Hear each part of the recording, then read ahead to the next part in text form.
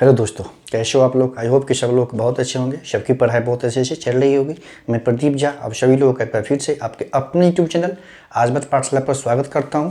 आज हम UKPCS mains जो पेपर 7 है, इसमें मैथमेटिक्स के क्वेश्चन पूछे जाते हैं, उसके हिसाब से सिलेबस के अकॉर्डिंगली लीनियर इक्वेशन का पार्ट 3 लेके आया हूँ। जैसा कि आपको पता है कि पिछले 2 पार्ट में हमने जो 2012-2016 में जो क्वेश्चन जिस टाइप का क्वेश्चन पूछा गया था उसी तरह का क्वेश्चन हमने किया था। आज जो हम लेकर आए हैं वो अब पूछा नहीं गया है, लेकिन पूछा जा सकता है। तो इस तरह के क्वेश्चन को भी आपको जानना और सीखना बहुत आवश्यक है। चलिए शुरू करते हैं। देखिए, जैसा कि है उससे पहले आप देखिए कुछ चीज़ कंसेप्ट समझ लीजिए कि लीनियर इक्वेशन जैसे होता है कि इसको लीनियर इक्वेशन जैसे किसी वो स्ट्रेट लाइन का बेसिकली इक्वेशन होता है। ये लीनियर, जैसे एक मान लीजिए जैसे a1x है प्लस हमारा b1y है प्लस c1 है इक्वल टू 0, और ये दूसरा वाला जो है ये a2x plus b2y plus c2 equal to 0। तो ये जो लीनियर इक्वेशन होता है बेसिकली वो किसी स्ट्रेट लाइन को रिप्रेजेंट करता है ना। ये लीनियर इक्वेशन है एक्स एंड वाई टर्म में, तो दो लीनियर इक्वेशन है, तो कि ये किसी बेसिकली स्ट्रेट लाइन को ये रिप्रेजेंट करता है। जब हम इसको सॉल्व करते हैं तो आपने देखा होगा जब पिछले पार्ट में हमने सॉल्व किया था तो एक्स का एक वैल्यू आता है, ठीक है, एक वैल्यू एक्स का आता है, दूसरा वैल्यू वाई का आता है।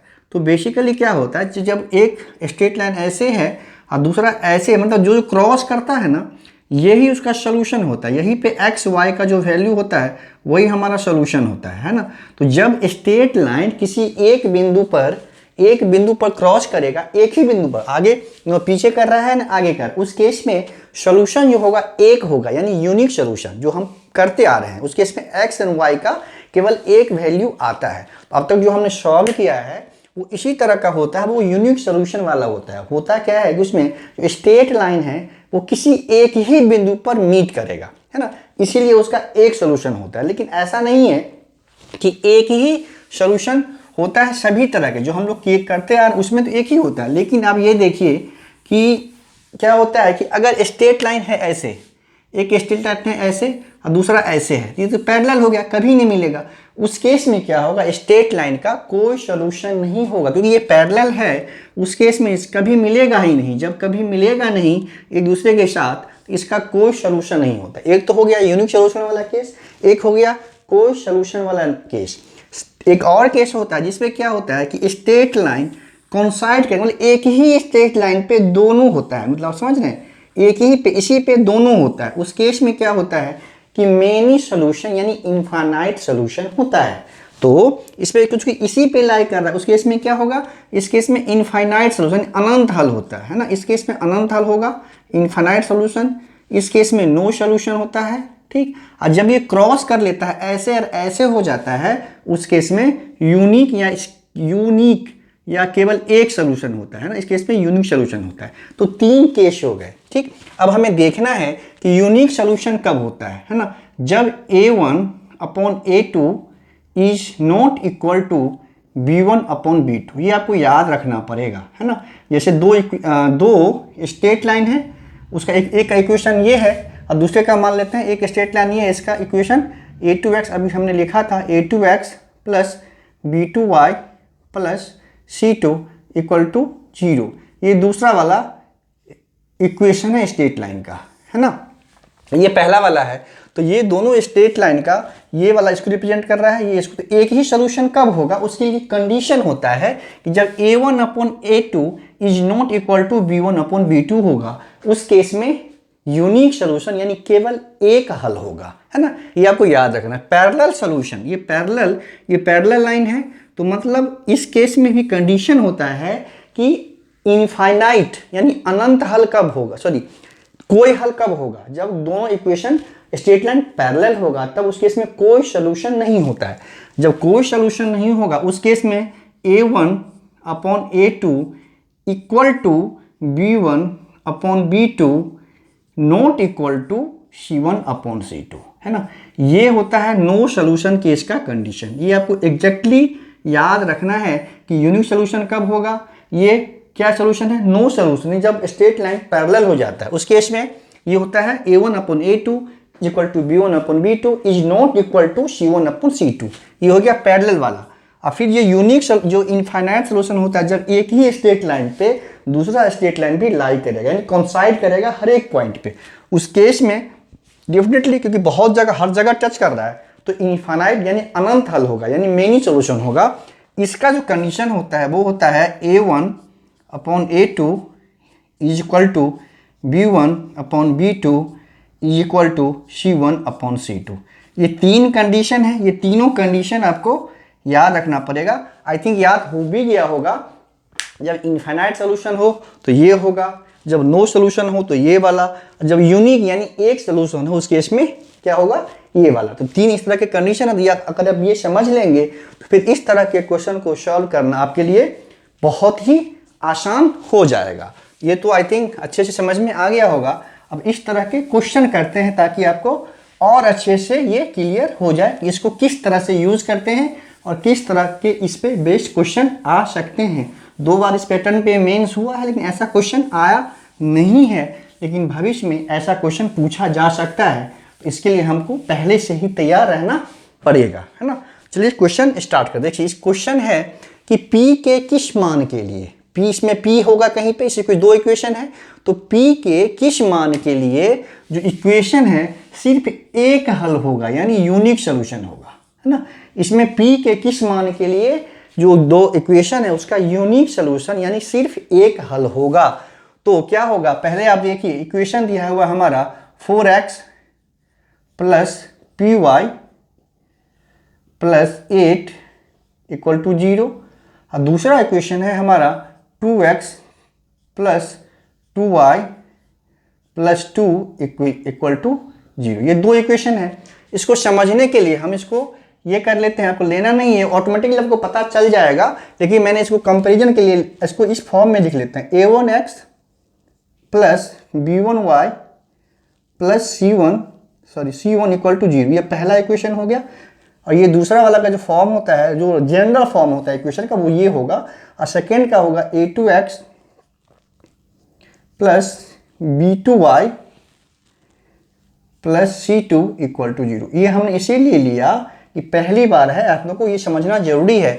अब यहाँ पे आपको पता होगा कि 4 क्या होगा, 4 यूनिक सोल्यूशन यानी सिंगल सोल्यूशन के लिए क्या होगा, 4 यूनिक सोल्यूशन यानी सिर्फ एक हल के लिए, ठीक है, क्या होगा, कंडीशन क्या होता है, A1/A2 equal to not B1/B2 equal to not B1/B2। ये कंडीशन होता है किस चीज के लिए, जब सोल्यूशन एक होगा यानी सिंगल सोल्यूशन होगा। ये आपको एकदम दिमाग में बैठा लेना है इसको, ठीक।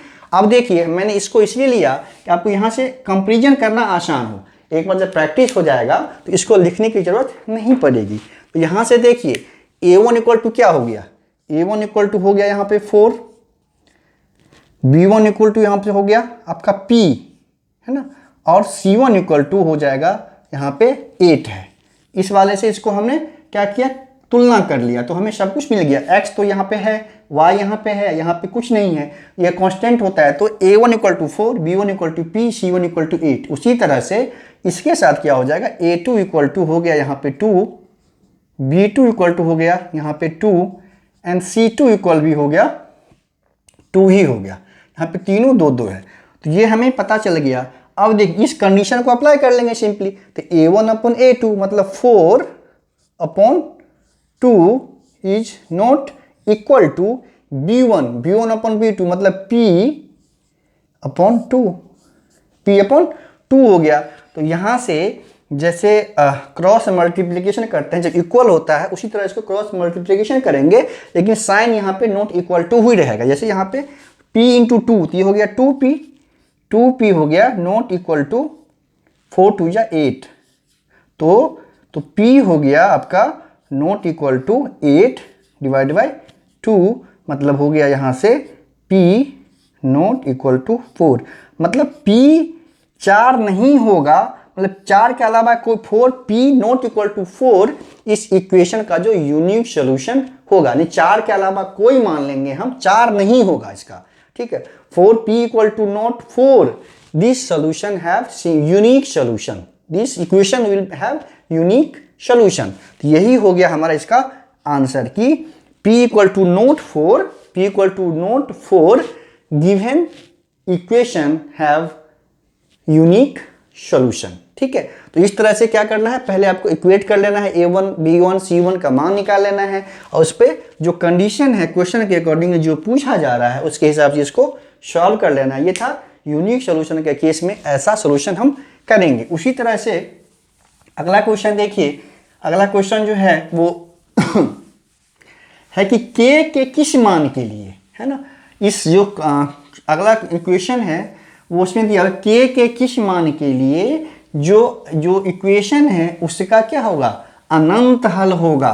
अनंत हल कब होता है, जब दो लाइन पैरेलल होता है। अभी मैंने डिस्कस किया था कि इनफाइनाइट सोल्यूशन कब होगा, जब दोनों लाइन पैरेलल होगा, कहीं मिलेगा ही नहीं, सॉरी इनफाइनाइट नहीं, नो सोल्यूशन। ये तो अनंत हल है ना, तो कौन साइड वाला होगा। अनंत हल कब होगा, पैरेलल तब होगा जब कोई सोल्यूशन नहीं होगा, उस केस में पैरेलल होगा क्योंकि वो कहीं मिलेगा ही नहीं।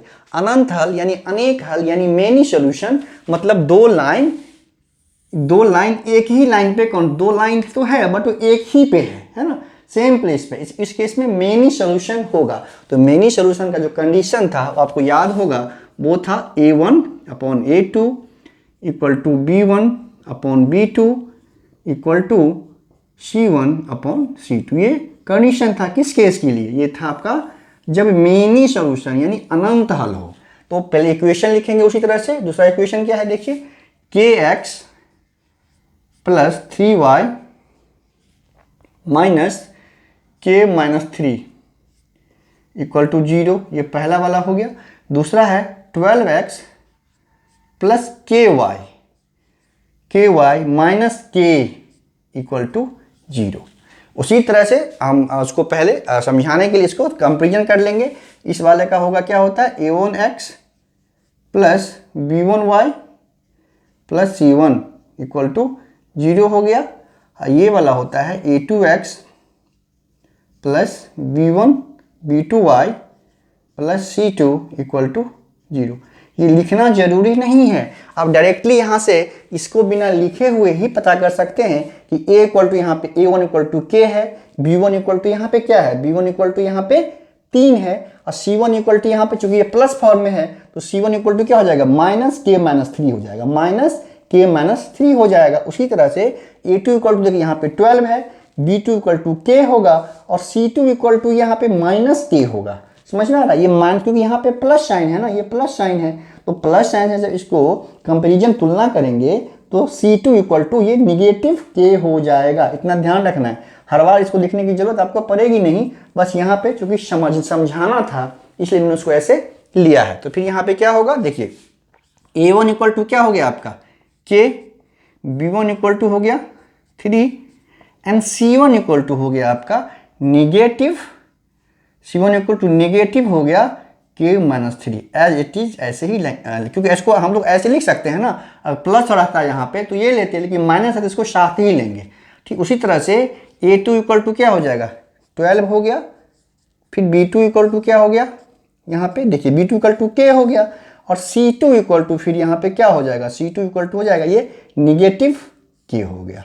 ठीक, अब वो कंडीशन अप्लाई कर देंगे। ठीक है, तो अप्लाई करने के लिए क्या करना पड़ेगा, A1 अपॉन A2 मतलब K अपॉन 12 यहां पर लिखना पड़ेगा फॉर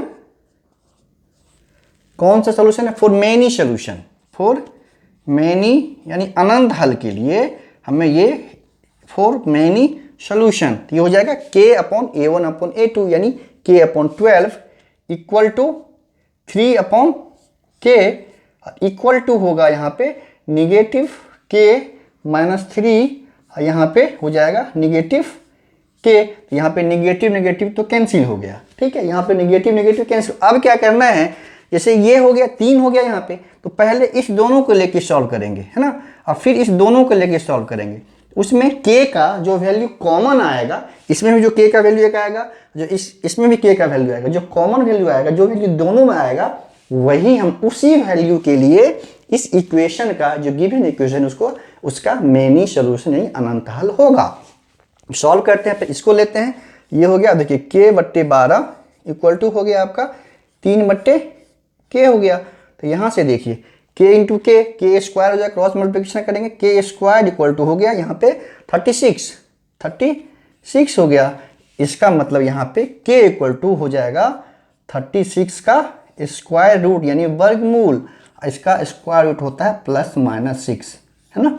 36 का स्क्वायर रूट, अच्छा 36 का स्क्वायर रूट सिर्फ 6 नहीं होता है, -6 भी हो सकता है ना। हम लोग को याद है, बस आदत ही हो गई है कि 36 का तो स्क्वायर रूट 6 होगा, वो लेते हैं। लेकिन कभी कभी आपको नेगेटिव 6 मेंशन करना पड़ेगा, क्योंकि नेगेटिव जनरली नहीं लेते हैं। लेकिन यहाँ पे देखिए ये ऐसे हो गया कि नेगेटिव 6 का भी स्क्वायर करेंगे तो 36 होगा, उसी तरह से नेगेटिव 6 का भी स्क्वायर करेंगे तो ये भी तो 36 ही होता है ना। इसीलिए स्क्वायर रूट जो होता है वो 36 का ±6 होगा।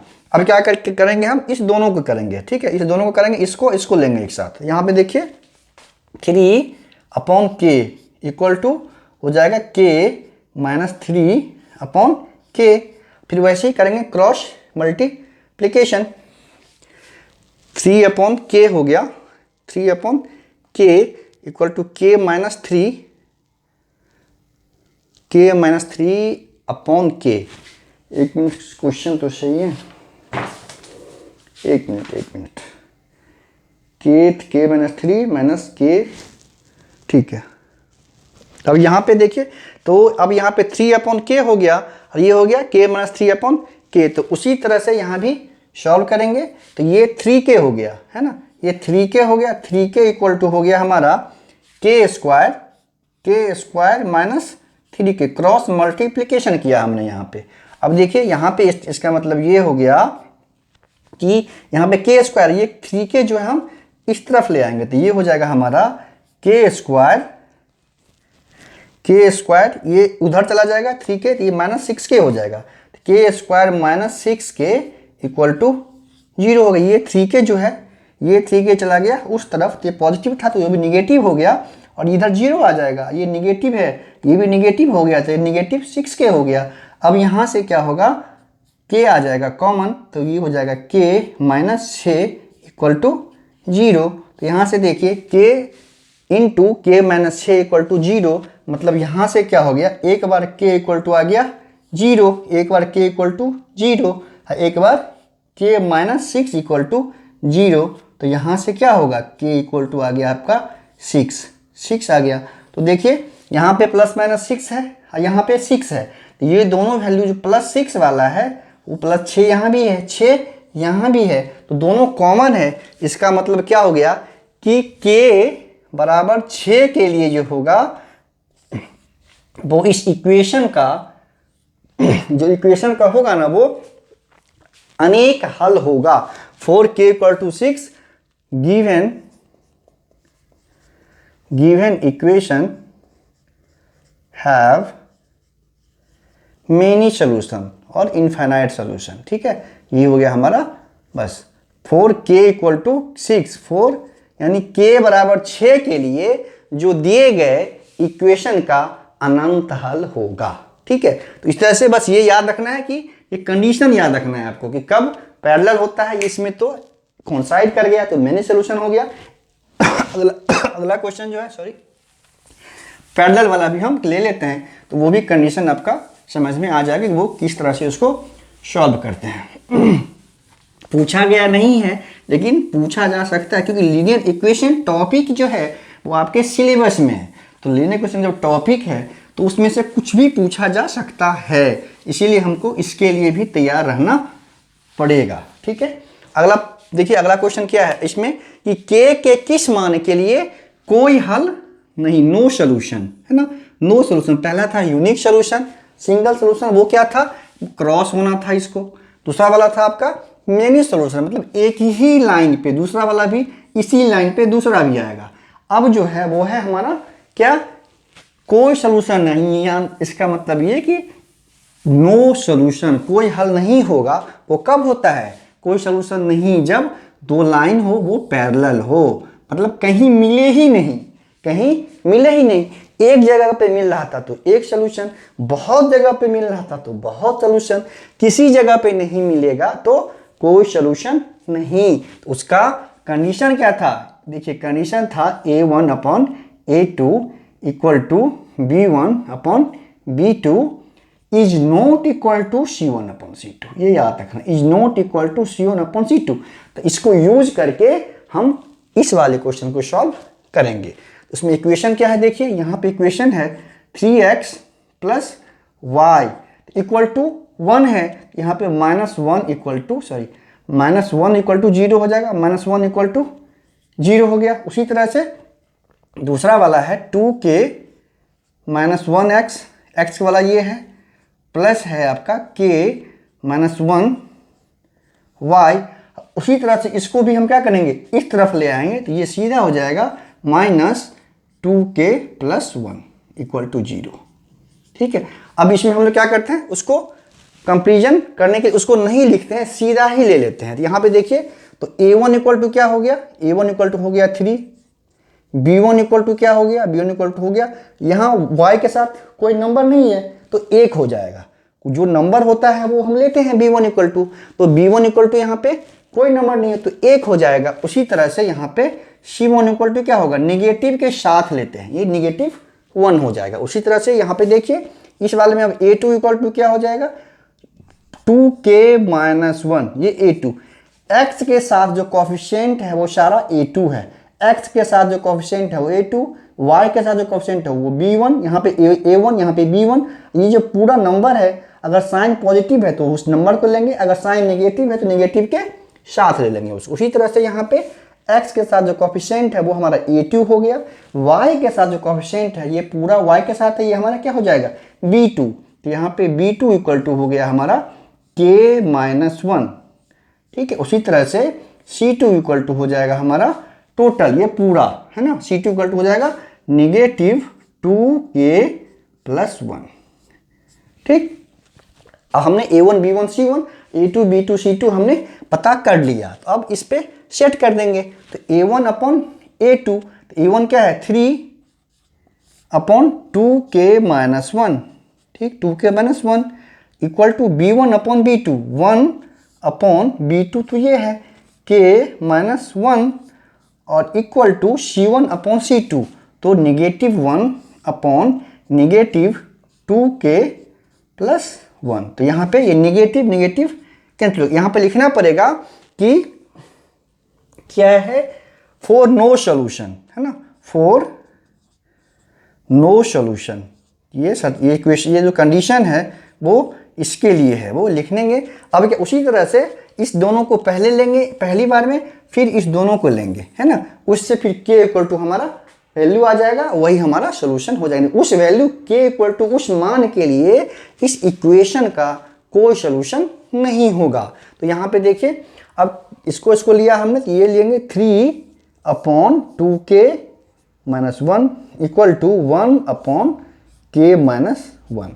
अब करेंगे इसका क्रॉस मल्टीप्लीकेशन, तो ये जो हो जाएगा 3k - 3, ये हो गया हमारा 2k - 1 हो गया।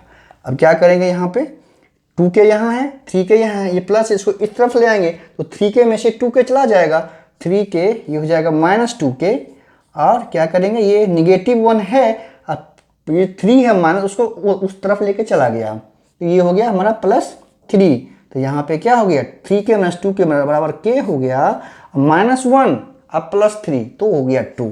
तो यहाँ से k इक्वल टू आ गया 2। ठीक है, यहाँ से k इक्वल टू आ गया 2, मतलब k बराबर 2 के लिए अगर इसमें k बराबर 2 पुट कर दें तो इस इक्वेशन का कोई सोल्यूशन नहीं होगा। तो अगर अब क्या करें, या तो इसका k का वैल्यू पता कर लें, या इस दोनों में क्या करें, k का वैल्यू जो पता किए हैं अगर हम इसमें पुट कर दें, यानी कि यहाँ पे नॉट इक्वल टू होगा, ये नॉट इक्वल टू है ना, A1 upon A2 is not equal to B1 upon B2 is not equal to C1 upon C2 है, ये कंडीशन था। यहाँ पे देखिए, तो ये हमारा है 1 upon k - 1 is not equal to 1 upon 2k + 1।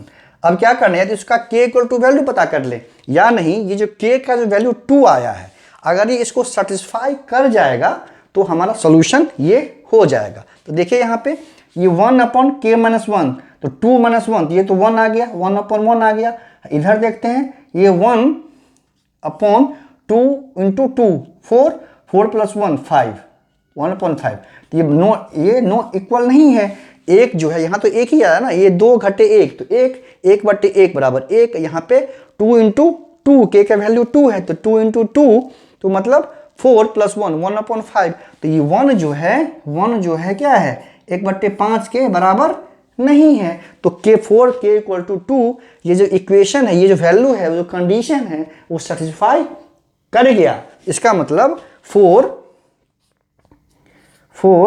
k = 2 given equation have no solution। ठीक है, तो इस तरह से कैसे पता, इस तरह का क्वेश्चन कैसे, 3 ही कंडीशन ही है इसमें, या तो यूनिक सोल्यूशन होगा जब क्रॉस करेगा, मेनी सोल्यूशन होगा जब दोनों लाइन एक ही जगह पे होगा, तो उसके इसमें मेनी, नो सोल्यूशन वो पैरेलल होगा, तभी कोई सोल्यूशन नहीं होगा। उसके तीनों कंडीशन आपको याद करना है। अगर वो तीनों कंडीशन आपको याद रहेगा तो इस तरह के किसी भी क्वेश्चन को सॉल्व करना बहुत ही आसान होगा और बहुत आसानी से आप सॉल्व कर सकते हैं। आज यहीं रखते हैं, जल्द मिलते हैं इसका नेक्स्ट वीडियो में। उसमें क्या करना है, एक और पार्ट लेकर आऊँगा, ताकि मेरी कोशिश ये है कि लीनियर इक्वेशन से कोई भी क्वेश्चन आपका छूटे नहीं। थोड़ा सा बड़ा हो जाए टॉपिक, कोई बात नहीं, मार्क्स लाना है, हमारा टारगेट है कि पूरा मार्क्स आए। तो एक और पार्ट लेके आएंगे जिसमें लीनियर इक्वेशन पे बेस्ड कुछ वर्ड प्रॉब्लम होंगे, तो उसको भी पूछा जा सकता है, पूछा नहीं गया है लेकिन पूछा जा सकता है। तो नेक्स्ट पार्ट में कोशिश करेंगे कि वर्ड प्रॉब्लम, 2-3 वर्ड प्रॉब्लम लेके और इस लीनियर इक्वेशन को फिनिश कर लें, और ऐसे फिनिश करें ताकि लीनियर इक्वेशन से कोई भी क्वेश्चन आए तो बहुत आसानी से आप उसको सॉल्व कर सकें। इसी तरह से जितने भी टॉपिक हैं उसको लेकर आएंगे और उसको ऐसे करेंगे कि उस टॉपिक से कोई भी क्वेश्चन आप बहुत आसानी से सॉल्व कर लें।